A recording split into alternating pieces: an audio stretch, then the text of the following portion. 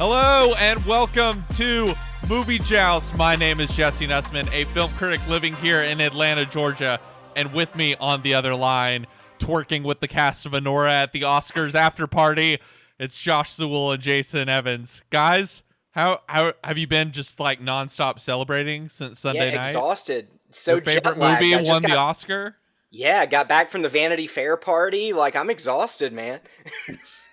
I mean, I'll say this. Our critics groups, the ones that we're involved with, the Southeastern Film Critics Association, the Atlanta Film Critics Circle, all loved Anora. And it's awful nice that the Oscar voters did us the favor of agreeing with the critics. Thank you. There you go, yeah. Yeah, so we kind of predicted last episode that was probably going to be the best picture winner for this year. And not only did Anora... Hang on. Wait. What do you mean we? I went out on the limb. Jason Evans said, this is what's going to happen, and then it happened. Anora, like, fully, like, basically, like, almost... like swept in almost every single award that it was nominated for. Just it like lost completely one it was nominated for. Yeah, and just completely like bulldozed through the Oscars, winning Best Picture. Sean Baker, bless his heart, getting up there 3 different times, delivering one moving speech after another, talking about the power of cinema, winning editor, screenplay, and director. For the rest of his life, he gets to be spoken about in the same sentence as Walt Disney when it comes to the Oscars, which is insane. That's like as much of a 180 as you can get, right? And who knew that it would be prophesized back in 2017 with the Florida Project? He knew. There you go. He knew. And then, of course, you know, our girl, Mikey Madison, winning Best Actress, a moment that made all 3 people in the room that were watching at my place on Sunday night jump up and just applaud, just like we did it, America. We've anointed our next great movie star. Guys, she successfully defeated someone who was only in half of the movie that she was nominated for. Yeah. I was going to say, like, you know, never been happier to miss that prediction on a ballot in my life. I got it right. Yeah, I thought they were going to give it to Demi. I thought they were going to do the career win thing, but I went with my head instead of my heart. That's what I get. I should have gone with my gut. Can I ask you guys really quick? I mean, seeing as this is the Movie Joust podcast, were there any of the awards that you're like, I want to fight about that one? They got that one wrong. Because I looked at the list and I was like, I think I approve of every single one of these. Yeah, it's a weird feeling to have this year. Yeah, I guess Long pauses don't work very well on podcasts. I know. I'm trying to think of like what is the nicest way I could put this while also being like I'm happy for all the Wicked people is like I don't think I would have given a Wicked any awards. Maybe costumes, but even then like I don't know. I'm fine with Wicked winning production and costume design because two things that I was like, well, it's just sort of like that. Hold on. Wait, what is it you're like? This film was robbed in production. Are you saying the brutalist it just wouldn't be my pick? It just wouldn't be my pick. I guess if I was going to nitpick anything, it would be that, you know, the usual critic gripe that our 2 supporting winners were leads. So if I was going to gripe about anything, I would like to rescind everything I just say. I do not think El Mal should have won Best Song. I think absolutely not. What we should have done is we should have just gotten rid of that category this year because all the songs were bad. If El Mal didn't win, we wouldn't have got that wonderful sing-along that we got on the Oscar stage. Is that the cringiest things I've ever seen? The cringiest Oscar moment since Will Smith slapped Chris Rock on? So bad. Yeah. And we had to have Best Song this year because otherwise Diane Warren couldn't have lost again. We need her. She must lose every year. That poor woman is like, she not only lost for what, like the 14th or 15th time, 16th. but then is like 16th time, but also you lost to a terrible song from a terrible musical that most people out there don't like. Actually, to tie this back into what we're supposed to talk about, I saw a documentary at the Atlanta Jewish Film Festival on Diane Warren that is fabulous. It's called Diane Warren Relentless. I'm sure it'll be like on Netflix or Hulu or someone like that at some point. I'm not sure it'll ever get enough of a theatrical release that you'd be able to see it, but it is a really, really good documentary on a very complicated and incredibly talented, probably the greatest songwriter of our lifetimes. A true legend. Yeah, I mean, and it talks all about the like how desperately she wants the Oscar thing, and I was sitting in the theater while watching it, sitting next to my wife, and because it talks about the fact that she got her fifth, like it was made before this. Obviously, it wasn't made yesterday. Yeah. So they talk about her being nominated for her 15th, which was last year, and my wife was like, "Is she nominated again this year?" And I said, "Yep," and she's going to be 0 for 16. Yep, she's 0 for 16. See, part of me wants like that would have been the great documentary capper if she finally wins her Oscar for the Flamin' Hot movie. It was by the way, that's not her. The pity is, like, I need her to write another really great song. That's not a great song. Yeah, it feels like she keeps getting nominated. Like, I know she's very talented, and I mean, I make up songs all the time, but they're not worthy for the best song award. But like, it is kind of funny how it feels like somewhat the Academy is like throwing her a bone every year of just like, maybe this year. Come on, I don't know. We feel bad at this point, and then every year it doesn't work out.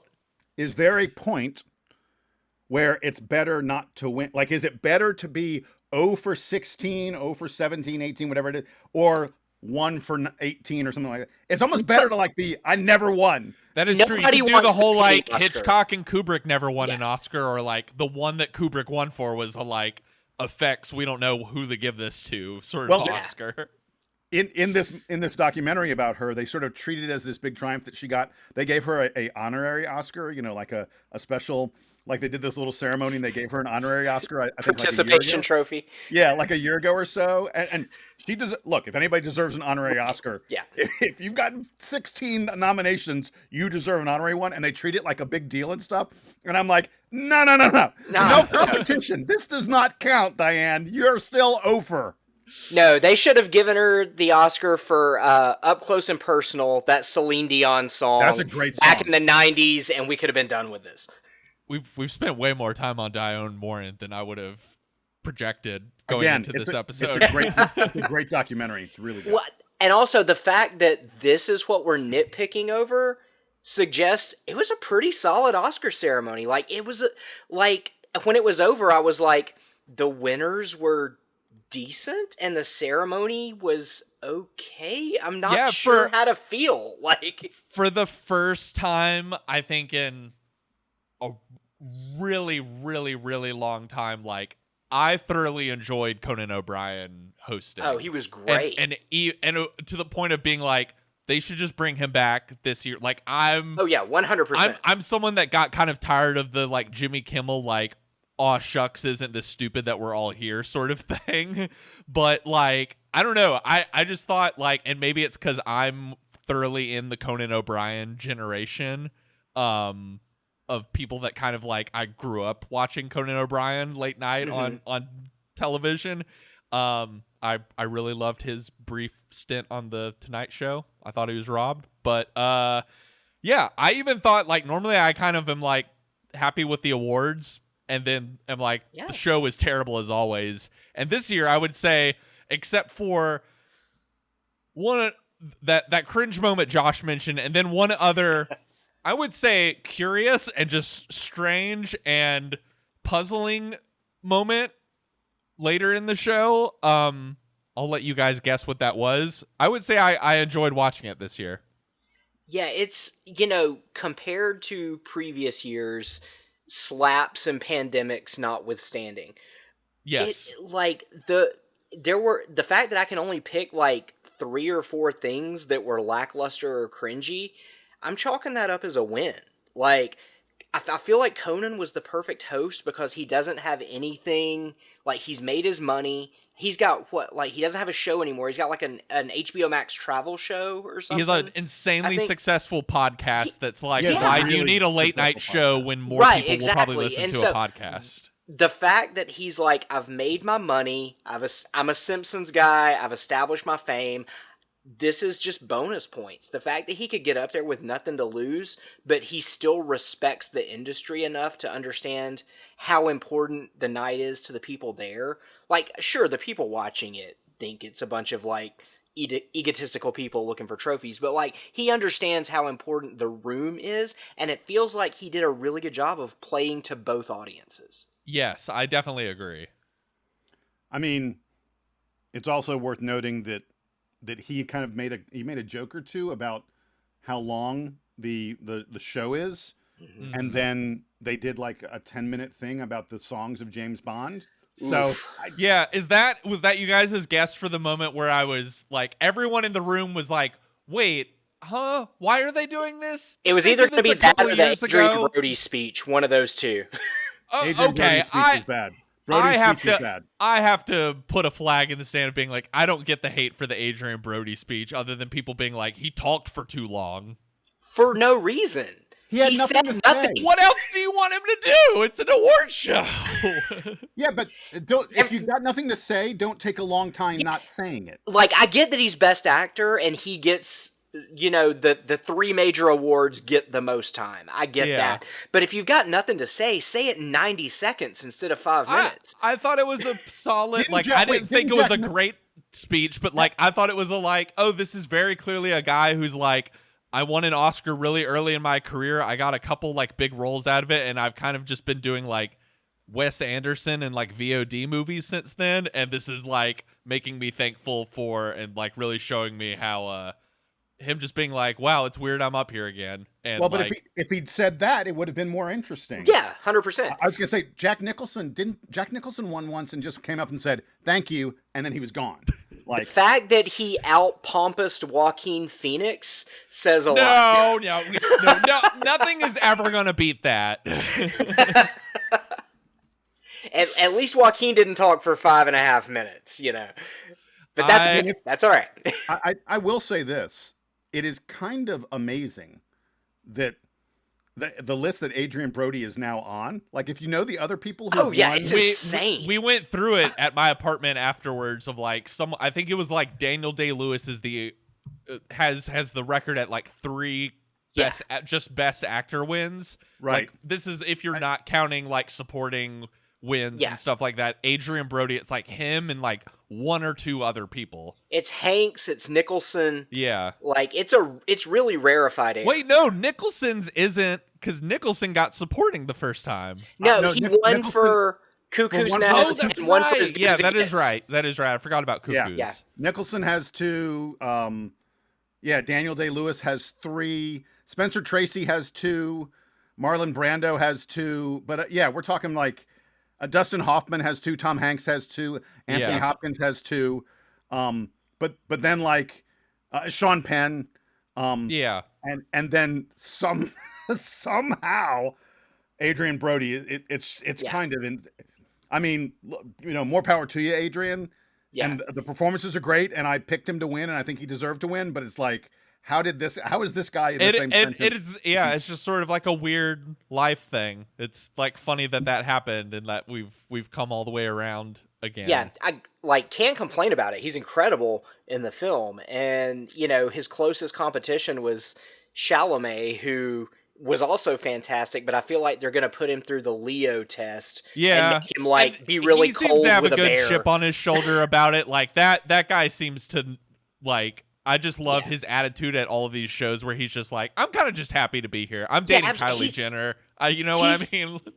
Yeah, and he's in 2 of the 10 Best Picture nominees. Like, he's fine. He's fine. He's gonna get one.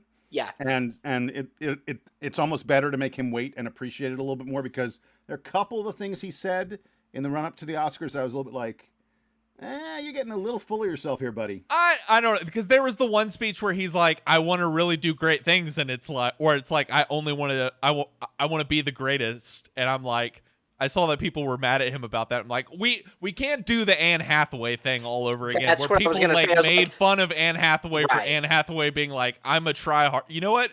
I wish more people were tryhards that Part were of in me the was like movies. respect for that. I was like, because everybody thinks it that's in that industry. Yeah. The fact that he's like, he didn't say I am the greatest. He said I want to be one of the greats, which is like, Yeah. respect. I haven't liked everything he's done, but the fact that Same. he can, put it out there and say this is my goal, hey, go for it, man. I'd rather that be his ambition than be like, I'm really just pining to be the next actor to take on Batman or something like that. Hey, Wonka speaking of 2, Oscars, let's do it. speaking of Oscars, can we move on to Bong Joon Ho? Yes. So Jason and I got the chance last night to see Mickey 17, the latest film from Korean auteur Bong Joon Ho. Most people probably know for the movie Parasite, the first international film to win Best Picture at the Oscars. I'm a huge fan of Bong's work, as I'm sure you guys are as well. Mm-hmm. His newest film is his, I believe, third English language film, and stars Robert Pattinson in a satirical science fiction movie where Robert Pattinson plays a kind of weaselly, down on his luck Earthman who Wait. I wouldn't say weaselly. He's a simpleton. This is not a big thinker.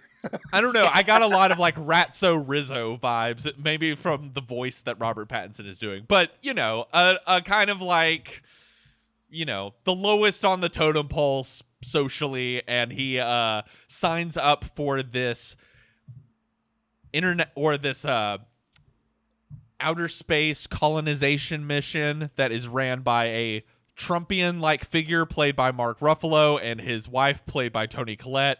But Robert Pattinson's character, Mickey, as Jason mentioned, he's not the brightest star in the sky. He doesn't really have skills, hasn't really mastered a trade. So what does he do to get on this ship? He signs up to be an expendable, which basically means that his DNA has been cloned and that he will essentially be a guinea pig for whatever dangerous experiments or tests that need to be done up in space. I think like the funniest example of this is like they get to the planet and they like let him out and he's in his spacesuit and they're like, all right, we need you to take off your helmet and we need you to breathe in all the dangerous virus chemicals and stuff. We just have to see if they're there. And then the next cutaway is Robert Pattinson like projectile vomiting blood everywhere.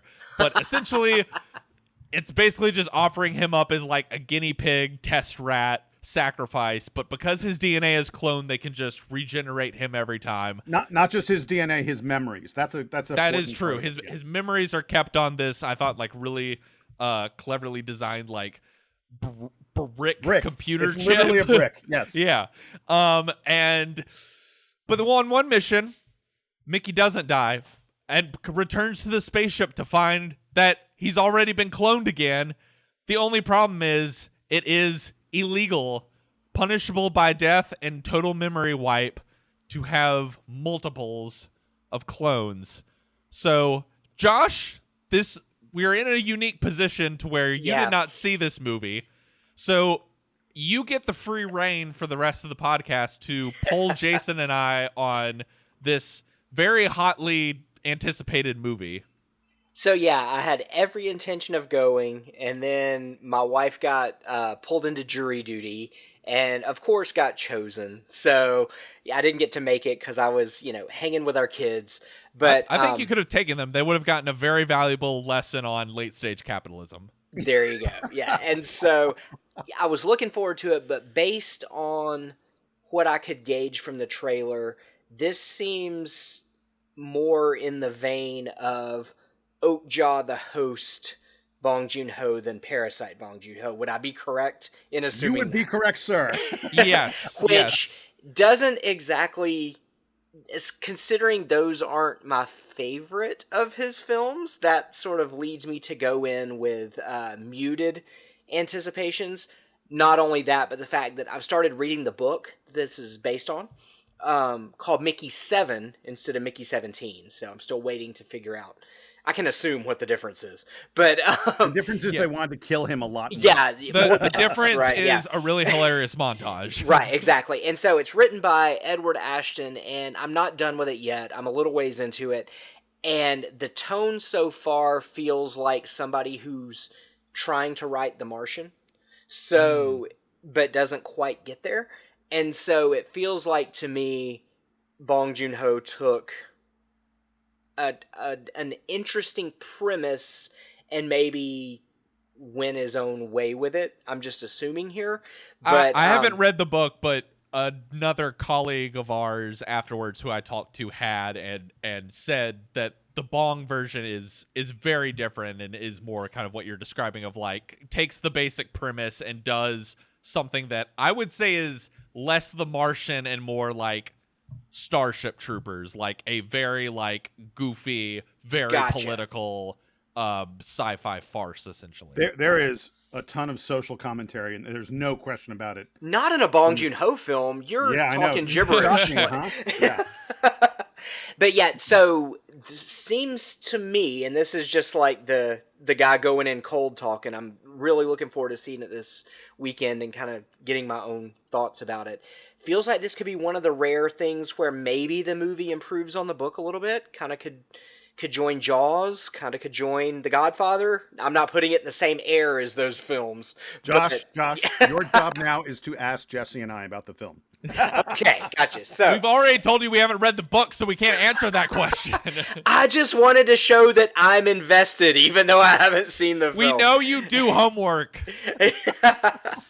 So, where does this rank in terms of Robert Pattinson's filmography? It seems like he's not coasting like in Twilight. Maybe he's invested a little more.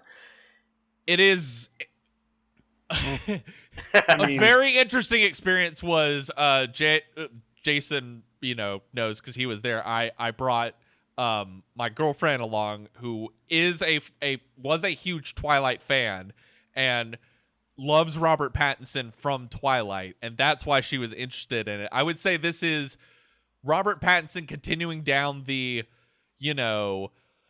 more like Lighthouse, Uncut Gems-y, actually maybe even sillier. Like, did you ever see, is it The King? What's the Timothy Chalamet, Henry V movie? Like, how silly, this is Robert Pattinson trying to be very broad and very silly of like, I want to do big, broad comedy. Okay. So, did you ever see Damsel that he was in? No. Okay, it sounds like it might be more in that vein, and I'm just assuming where, like, he takes on maybe a hero role that also shows you what an idiot he is a little bit. Yeah, I would say that's pretty accurate. Cool. Yeah.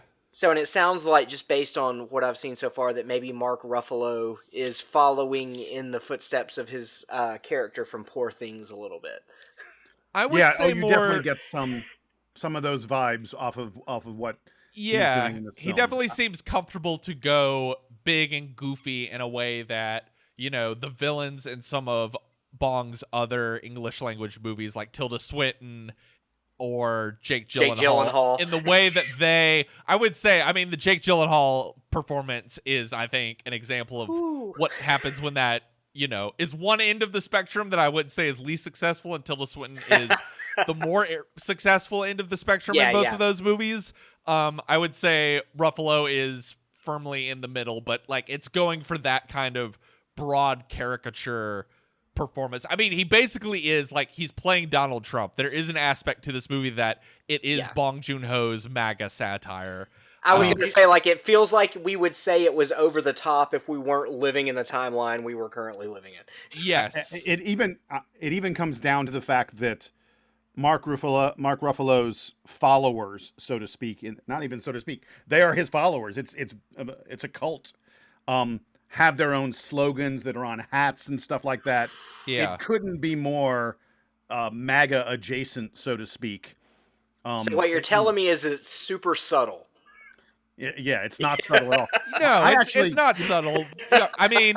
But also, like, I don't think subtlety is in the, like, Bong Joon Ho vocabulary at all. And I've got no problem with how over the top it is. Yeah. It's a farce. It is a sci-fi comedy, which, by the way, is a really tough needle to thread.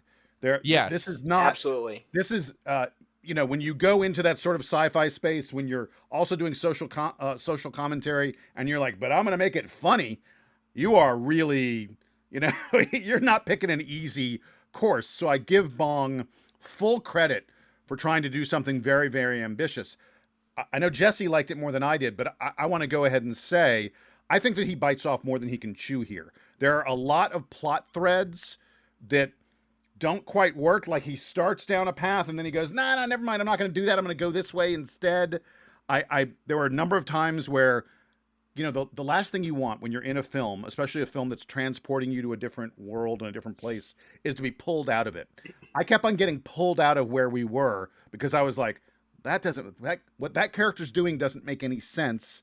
I don't understand. As opposed to being like in Parasite, you're immersed. You're never questioning their motives or why characters are acting that way, because you get it every step of the way. And this film, I think, was missing that a lot.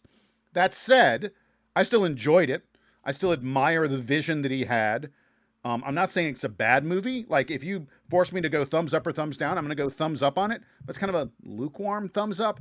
I know Jesse liked it a lot more than I did. I just think it's going to be a tough film, I think, for anyone but a really diehard Bong Joon Ho fan, someone who saw Okja and loved it. You're going to love this. If not, if you're expecting another Snowpiercer, it does not get to that level. Gotcha.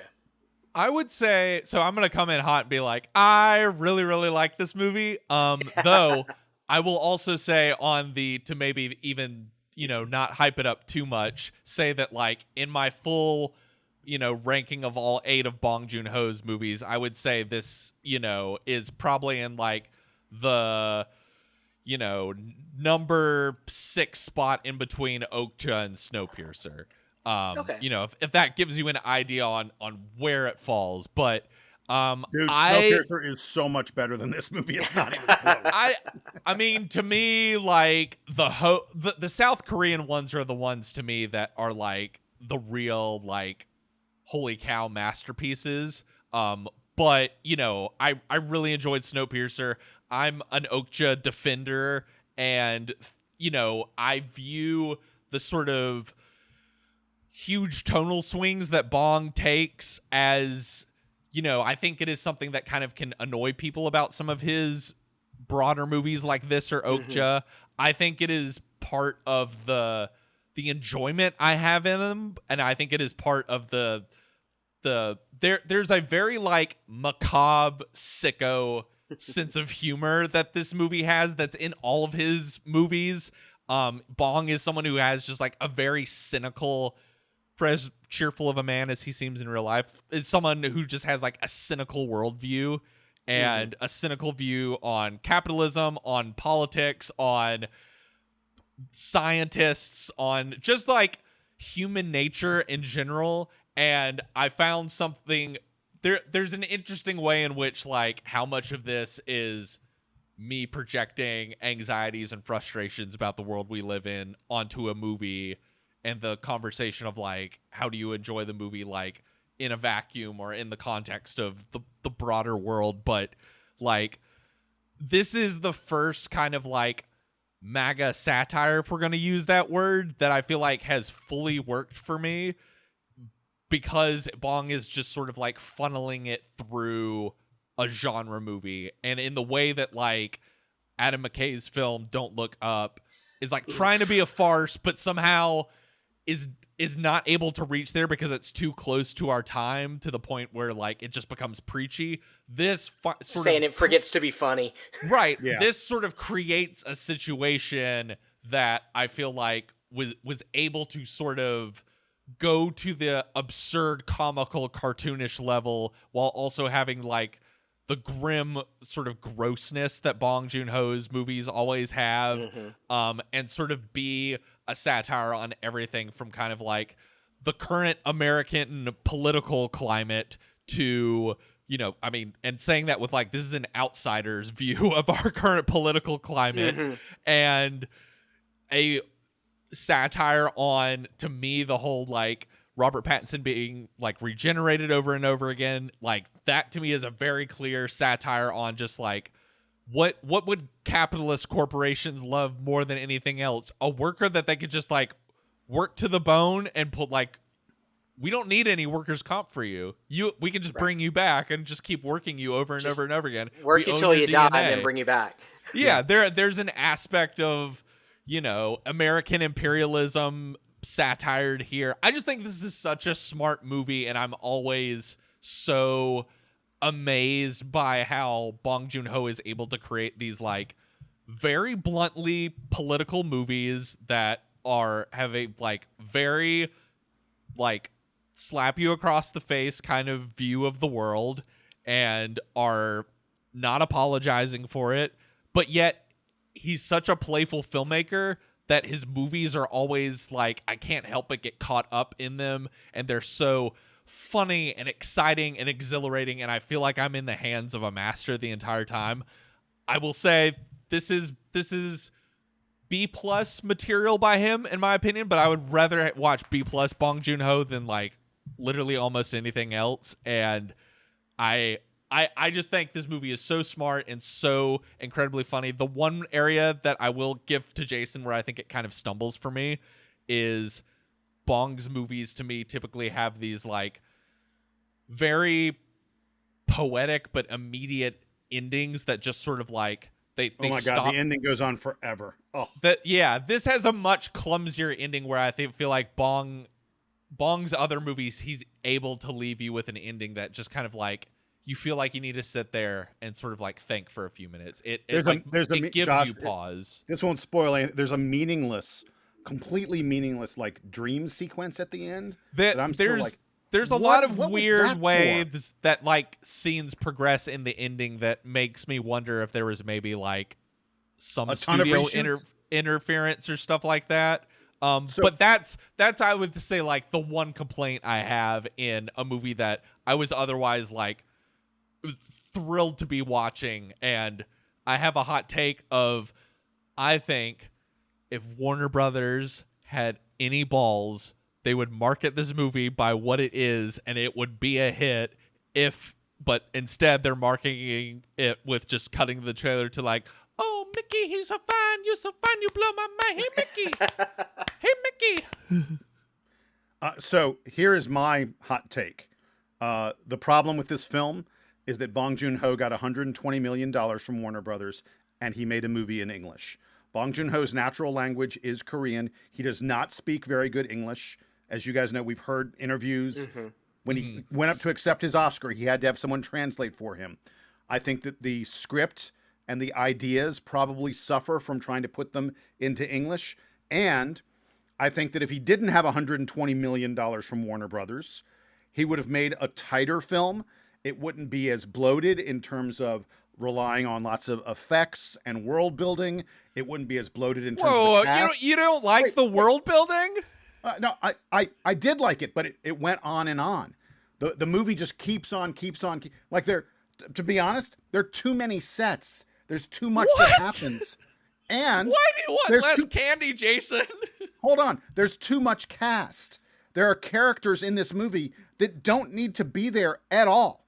You could have made a tighter film and not lost any of the social commentary, not lost any of the sort of interesting stuff that Jesse that matters, the political commentary, not lost any of the satire, and just had a tighter film. I actually think if you'd given him $60 million and said, make it in Korean, it's probably a way better film than the one that we got.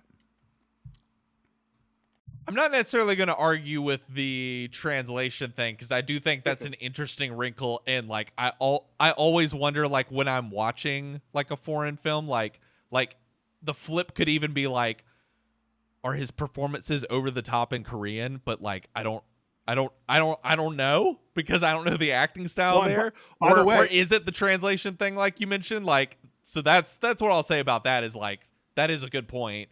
But by the way, hand in hand with that is that Robert Patinson, who narrates a large section of the movie, and him talking is he has 6 times as many lines as anybody else, is using a very weird kind of grating accent. Like, I didn't like the way he sounded, Oh, see, I thought it was funny, but I can see how like that's a very like it's cilantro. Like it's either gonna like you're either gonna hate it or you're gonna like really go with it. I was annoyed with the way he sounded, and the first 20 minutes of the movie is nothing but him narrating, and I was just like, good, is it gonna be like that? And it was like that the whole way through.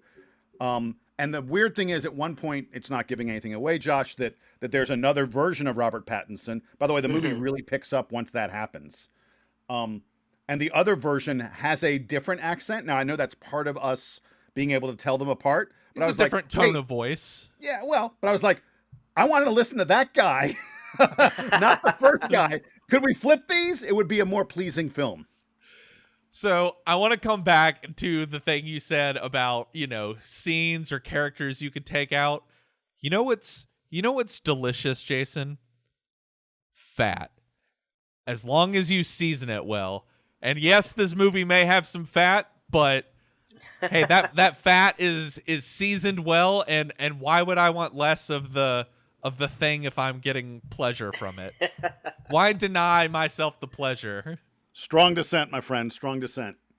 Again, it's not a bad film, but my bet is most of the people who are going to go see it this weekend, like my bet is this is going to get like a B cinema score, which is not good. Yeah, I wonder what people's expectations are of it based off the marketing, because I don't know. Yeah, I mean, like I went into this as like a fan of Bong Joon Ho, so the marketing wasn't where I was like first, and like the marketing I think is so just kind of like bad and like really screams like we don't know how to sell this movie. But like, yeah, I have like no, like I don't know what any like, if I pulled like a stranger off the street and they had been seeing ads for this, like what they think it's going to be. Yeah, I had a feeling because like this thing has been scheduled and pulled off the schedule and delayed and rescheduled so many times that just screams, we don't know what this movie is. We don't know how to sell this movie. Which, and it's Bong Joon Ho. It is very much nobody's going to know how to sell this. Yeah, and it is, I would say, and I hope Jason would agree with this, except for the ending, I would say, this doesn't feel like this was like a dumpster fire or like a ton of studio interference sort of thing. This feels completely more like the situation of that got moved around a lot because Warner Brothers gave Bong Joon Ho a huge budget, and then Bong Joon Ho, oh my goodness, made a Bong Joon Ho movie. Right, exactly. And they're like, oh shit, we don't know, we don't know how to market this, people, but I don't know. I feel like if you marketed this as movie? Like, what is the host? How come we didn't watch this before we gave him all this money? Or like, I feel like if you marketed this as like, this is a savage political thriller, like for how divisive Don't Look Up was, lots of people watched Don't Look Up. Lots of people went and saw that stupid what's the child trafficking movie that like basically like Sound of Freedom or whatever. People went and saw like Civil War was a solid hit last year. Like there is a hunger. But wait. This film is not. It's not even in the same ballpark with those in terms of the tone and what it's trying to accomplish and what it's asking from its audience. But I'm saying, like, if there's a desire to not market it as like that, like you could, this is a like very political movie. Like it's like what's great about Bong is he can be Steven Spielberg and he can be, righteous anger, like political activist at the same time, and you can enjoy it for both. So, but I guess I'm just saying, like I don't know, like, again, this is an anecdotal thing. Like, my girlfriend that went, never seen had maybe seen Parasite, but hadn't seen any other Bong Joon-ho movies, and enjoyed this as just like a over-the-top sci-fi farce of like the current political moment. And, I'm sorry that I've drugged this into politics, but it was just sort of like an interesting thing to think about, of being like, I kind of walked out being like, the crowd kind of seemed to mostly enjoy this movie, and like I definitely sat next to someone who had no relationship to Bong Joon-ho and really liked it, and like me being like, I don't know, maybe Warner Brothers is underestimating this movie, and maybe part of it is me just being annoyed by seeing the ads. They're like, "Oh, Mickey, you're so fine, you blow my mind. Hey, Mickey, hey, So Mickey." do you feel like this, like with previous English language films or things where maybe he swung a little wider than he may have with other films, that this is sort of his palate cleanser? Maybe like now that he's gotten this out of his system, we might get something a little closer to Parasite or Memories of Murder or something like that. Maybe this is definitely like. I don't think he'll be given this budget to make this kind of movie again. This is definitely the kind of like blank check movie you do when you're just won Best Picture. You know what I mean? Fair. Yeah, I was thinking, so, if it's about 120 million, it probably needs to do 300 million worldwide for Warner not to lose their money, something like that. This is not going to come anywhere close to that. So I don't think, I think he's going to go back to films that aren't as expensive, but he's shown, I mean, like, look, like Snowpiercer doesn't look fabulous. Snowpiercer looks great. All his movies look great. And I think like this movie, like Darius Kanji shot it. Like it looks amazing. The special effects I thought were incredible. There's like one of the coolest alien designs that I've seen in a movie in a long time in this. Wait, what are you talking about? You don't like the creeper? No, the aliens what you got are against that? so... What you got against that cuddly little? Yeah. You mentioned Starship Troopers earlier. I said this to you, Jesse. The aliens definitely look like a character in Starship Troopers. And I don't say that with great reverence for Starship Troopers. You don't like Starship Troopers? I mean, it's fine. I think there's your test, ladies and gentlemen. I enjoy watching Starship Troopers more than I consider it a good movie. Okay. I like watching Starship Troopers. Well, there you go. Hey, I'm doing my part. I think, Josh, that we have suitably set expectations on this film. Absolutely, yes. I will say that my expectations had, and perhaps part of why I was disappointed in it, and again, to reiterate, I don't think it's a bad film. But I had seen like, it's 88% on Rotten Tomatoes, and the early critics were raving a bit and stuff like that. And I thought, I'm gonna get another, great Bong film. And when I didn't, I think part of my negative on it is I was like, damn it, I was hoping for more. I will say, compared to a lot of sci-fi out there and a lot of people's attempts at social commentary, yeah, Bong is way better. Like Jesse says it's a B+ Bong. I think it's probably a B- Bong, but a B- Bong is still a fairly decent film for sure. Well, yeah, I think you have, like you said, sufficiently set my expectations. I guess my job here is done. yeah. My expectations were, I went in expecting it was probably going to be Okja, and I like Okja, and I got something that was pretty much around the same level as Okja, and I was happy. So I guess what everybody's excited for in the next episode is who I side with. Do I think it's good or pretty good? Like, so it sounds like there's not a lot of like difference between you guys. It's just you both thought it was good. One of you just liked it better than the other. From the arguments you've established here, as somebody who thought Okja was fine, I've sort of set my base expectations, and anything else is gravy. Yeah, fine is a very good description of this film.